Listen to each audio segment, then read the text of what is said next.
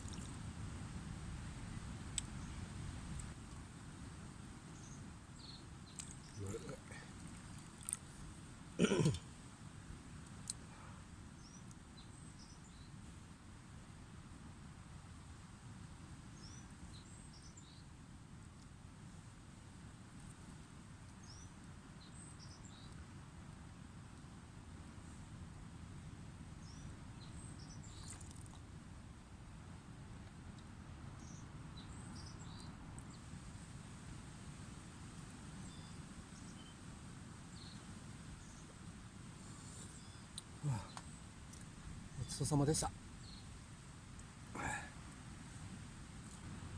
はい、どうも北虎です。今日もね、カップ麺食べるだけにちょっと出かけてきてみました。ビーパルのおまけについてきたね、ミニ焚き火台、あれね、こないだね、焚き火をね、してみたんですけど、やっぱりね、ちっちゃいから、ちっちゃい小枝見つけるのも大変でね、燃えるのもなかなか燃えなくてね、ちょっと焚き火台としてはね、ちょっと難しかったんですけど、